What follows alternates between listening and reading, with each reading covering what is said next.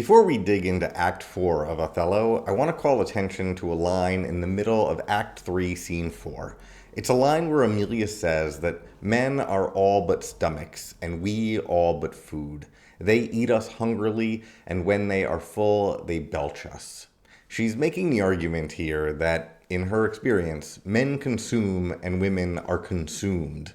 And she has good reason to have this philosophy within the play. She's married to Iago, who does nothing but insult her and ask her to run errands for him. I mean, she's forced into the role of a quiet and subordinate wife when she's around him. She's food for Iago's stomach, an object to be acted upon rather than a subject who does the acting. Additionally, Desdemona is objectified and treated as a symbol or a precious commodity. She's described as a jewel on a few occasions. She's perceived and discussed as a signifier of status that Othello has acquired, a symbol for a man's success rather than an agent capable of pursuing success on her own. And it's not just the women who have culturally predetermined positions in this play. Iago tells Othello he has to be a man in a few different ways, implying that there are clear expectations for men to perform masculinity. Like, implicitly, men have to, take control or confront hard truths or whatever. But the play also complicates these gender roles, or at least it shows us how these gendered-based expectations destroy lives. This play is a tragedy. It illustrates the dangers of holding on to and acting upon gendered assumptions. So today, we're going to go through Act 4 of Othello with a focus on masculinity and the ways that patriarchal structures in Venice end up hurting everybody. So if reading Shakespeare closely and participating in a centuries-long conversation about this work sounds like it's your kind of thing, then please consider subscribing. With that housekeeping out of the way, let's just dig into Act 4 of Othello. Act 4 begins with Othello mirroring the language of Iago, a reversal of Act 3, Scene 3, when Iago kept repeating the ends of Othello's sentences. It's clear that Iago's temptation of Othello is complete because Othello has fully adopted Iago's language. And since he controls Othello's language, Iago can control the way that Othello perceives the world. He has successfully linked the handkerchief to Desdemona's honor and is now letting that physical object carry symbolic weight in the world. Desdemona's honor cannot be seen, but for the handkerchief, well, we can see that. And if she's given that away, the implication is that she'll give anything away. As Othello pursues this thought, he falls into a seizure on the stage. Othello is frozen. He's paralyzed by the things that he does not and cannot know, and with that paralysis, he's robbed of his ability to speak. If you remember in Act 1, his ability to tell stories and defend himself through speech is one of his defining characteristics. It was his storytelling that Desdemona fell in love with, his voice. Speaking and storytelling are primary sites of identity construction in this play, so in many ways, Othello has lost his identity at this point. In Act 1, Othello perceived himself as an insider. His manhood had institutional validation within Venice, and that validation expressed itself in a number of ways. He had the trust of the state, symbolized by the Duke. He had the love and respect of soldiers. Everyone discusses his reputation as a warrior. And he had the love of Desdemona, a desirable woman in Venice. Iago, however, has been working since Act 1 to force Othello to recognize his position as an outsider. He first attempts to undermine that institutional validation of the state by preventing Othello from accessing the prize of Desdemona. But that doesn't work because the physical reality of Othello demonstrated responsibility, strength, Christian virtue, and all sorts of other things. All qualities respected by the state of Venice. Everybody loved him, so Iago couldn't make that accusation stick. And so it's interesting that Othello only actually buys into his own identity as an outsider once he accepts Iago's misogynistic view of women. His relationship with Desdemona in Act 1 and 2 aspired to equality. They were both warriors. They speak in tune with each other. Desdemona had no problems acting independently or speaking her mind. She's the only person, other than maybe the Duke, who's able to speak to Othello and demand something of her own to him. But Iago's claim to know Venetian women better than him, his ability to make Othello doubt his own ability to read the world around him, it changes the way that Othello views women generally, and Desdemona specifically. Iago manipulates the signs and symbols within the setting of the play, and uses them to change the way Othello views the world. This not only shapes the way that Othello views women, it strips Othello of perhaps his greatest character trait, the ability to fashion his own identity through his stories. Othello must have been the best storyteller that he ever met before he encountered Iago. When he awakens from the seizure, Iago tells Othello to bear his fortunes like a man, and shortly after that he tells him more generally to be a man. And on one level, this is obviously intended to further enhance Othello's insecurity by emasculating him while he already feels emasculated. But in addition to that, in both cases, Iago is defining the category of man in a really fascinating way. He's defining a man as somebody who has been cheated on. He says that every bearded fellow that's but yoked may draw with you.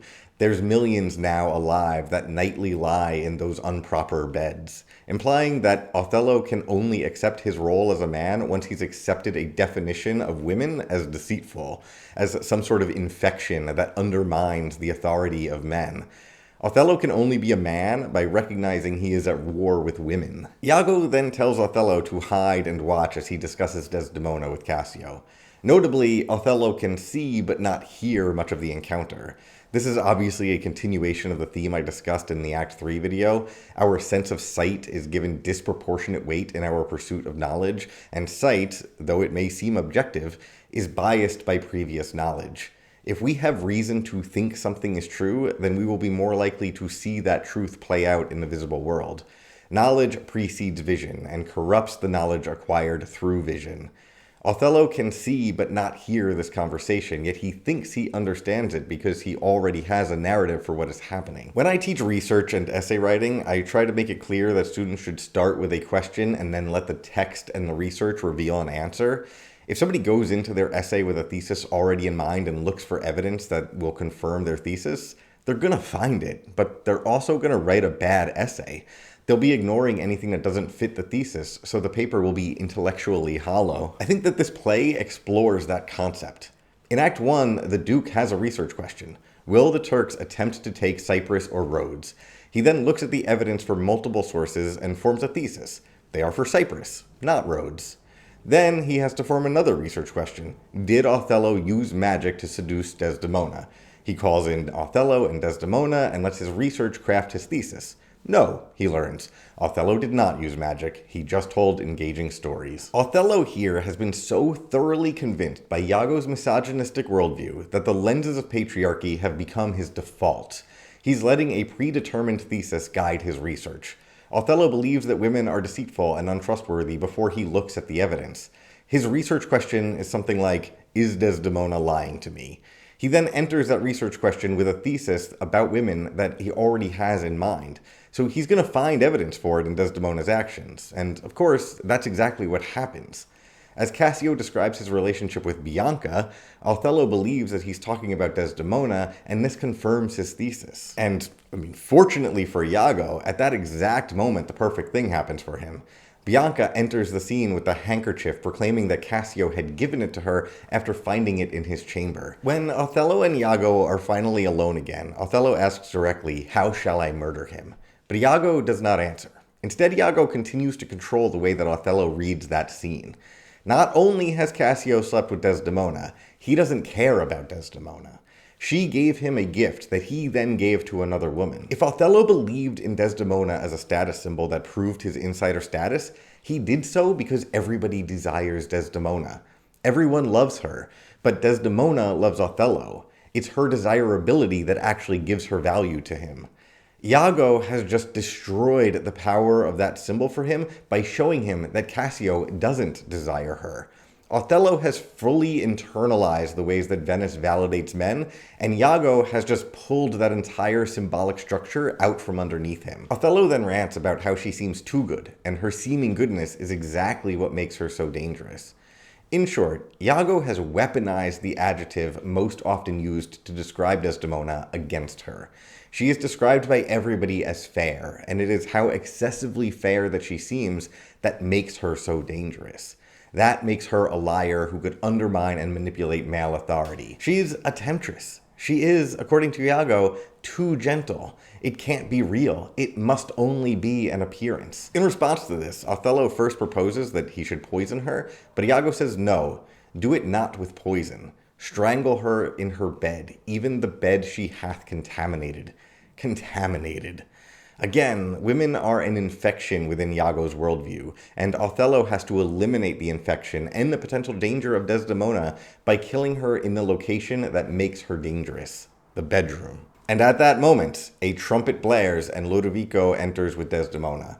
Lodovico gives Othello a document from Venice that commands him back and tells him that Cassio will replace him in command in Cyprus. As readers or audience members, we have no idea what the details of this letter are. It makes sense to me that Othello would be called back since we know that Cyprus is no longer threatened. But there are, I think, two things here that lead to Othello losing his mind after reading this. First, he is commanded to leave. His life is not his own. The freedom that should come with high status just doesn't exist for him. If he's called to Cyprus, he must go. If he's called back, he must go. He already feels as though he has no control over his life. Or perhaps more accurately, he feels he has no control over his wife's desire and therefore cannot control how the people around him view his life. He has no control over his own reputation as a man, and now he sees evidence of that in his subordination to the state of Venice. So this letter finds him at a particularly vulnerable moment. And second, he's being replaced by Cassio. At the exact moment that he believes that he's already been replaced by Cassio in Desdemona's heart, he's being told that he's being replaced in Cyprus by the same man. So Othello loses it. He hits Desdemona. Lodovico says he would not believe this kind of behavior coming from Othello if he'd not seen it himself, and he demands that Othello apologize. Instead, Othello yells about how he can make Desdemona do anything. He claims that she's obedient to him. For her part, Desdemona simply says, "I have not deserved this," and leaves the stage. Desdemona, remember, is a warrior. She's engaging in a strategic retreat here to regroup. She leaves the stage, and the strategy that she seems to adopt from this point is to abandon her role as an equal partner and retreat into the position of a subordinate wife. She takes on a defensive position. As Othello leans into the misogyny endemic to patriarchy, she's forced into the position of meek femininity in order to, hopefully, survive. This is partly what makes this tragedy so terrible. He was a model of strength and loyalty, and she was a fearless defender of the defenseless, and they seemed to genuinely support and love each other in the first two acts of this play. But the models of masculinity and femininity that Iago imprints on them leads to this terrible scene in Act 4. The patriarchy hurts everybody. So on to Scene 2, where Othello questions Emilia, notably not questioning Desdemona or Cassio. Additionally, he's questioning Emilia with the same thesis in mind and the same assumption that women are untrustworthy. She speaks in no uncertain terms that Othello's fears are unfounded, but that doesn't matter. She's a simple bawd that cannot say as much. Women lie. Emilia is a woman. Therefore, Emilia lies. When Desdemona finally enters the scene, she asserts her own innocence and then goes to work on her own research question. Why is Othello so upset? And she tests a few hypotheses. Is it her? Is it that Othello believes Desdemona's father is responsible for calling him back to Venice? She can't find any answers from Othello because he is too concerned with characterizing her as a sex worker to answer any of her queries. He notably uses the word fair to describe her 3 times in the scene, and each time it's coded as an insult. Those qualities that he saw as symbolic of virtue when he loved her now serve as proof of her ability to lie. She looks the same, but what he's seeing is different. Emilia comes back into the room, clearly provoked by Othello's accusations. After he leaves, Desdemona is clearly knocked off balance. She cannot process the change in Othello. She searches for answers, ironically, in Iago, who enters the scene. Iago simply and unsatisfyingly says that Othello is stressed about work. At that point, Desdemona and Emilia leave the scene behind, and inexplicably, Rodrigo enters. And this is just a weird situation, and I think it should feel weird as you watch it. Iago and Rodrigo are alone in Desdemona's bedroom. Like, this whole scene takes place in her bedroom, and now we've got the play's greatest misogynist and the play's greatest incel alone in her bedroom. Toxic masculinity has fully invaded the spaces of the feminine here. The conversation goes just about the same way that every conversation with these two goes. Rodrigo begins by saying he's done listening to Iago and then ends the conversation newly committed to Iago. This time, Iago lies to Rodrigo, saying that Othello is going to leave Cyprus and take Desdemona to Mauritania rather than Venice, and the only way that he can prevent this is to make Cassio incapable of succeeding Othello's position, by killing Cassio. So that's how we leave Act 4, Scene 2. Scene 3 begins with Othello demanding that Desdemona prepare for bed and dismisses Emilia. We know that Othello plans to strangle Desdemona in her bed, so this scene is chilling. What follows is an intimate scene of female friendship. Emilia voices that she wishes Desdemona had never met Othello, but Desdemona, who continues to view him through the lens of love, still sees goodness in him. She does, however, seem like she knows that she's going to die. She tells Emilia that she wants to be buried in her marriage sheets and gets nostalgic about a maid that her mother once had. This maid, Barbary, had a lover who went mad, and she sang a song that Desdemona now sings. Interestingly, as she's relating the story of a lover gone mad, she mentions how Ludovico seems like a proper man.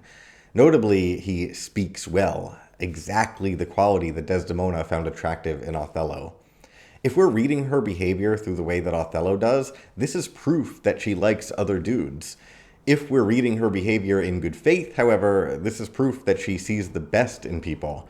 The way that we understand that line is a reflection of how well Iago's poison has worked on us in the audience. Anyway, she sings, but her singing is interrupted when she hears something at the door. Emilia assures her it's just the wind, but we can't help but wonder if there could have been somebody who could have been at that door to save her. Maybe Othello willing to ask questions in good faith. Maybe Cassio or Ludovico could have protected her. But no one's there. For me, this is a reminder that Desdemona has left Venice to follow Othello, and she no longer has the support systems that might protect her. Even if her father were in Cyprus rather than Venice, it's unclear that he would step in to be there and protect her. She's been removed from all her support structures. Nobody is there for Desdemona. Nobody is at the door. Emilia and Desdemona are left to talk about men and women, their desires, and the sacrifices that they could or should make for each other. Desdemona cannot believe that anyone could be unfaithful to anyone else, but Emilia assures her that women have the same desires as men. Let husbands know their wives have senses like them. They see and smell and have their palates both for sweet and sour, as husbands have. What is it that they do when they change us for others? Is it sport? I think it is. And doth affection breed it? I think it doth. Is it frailty that thus errs?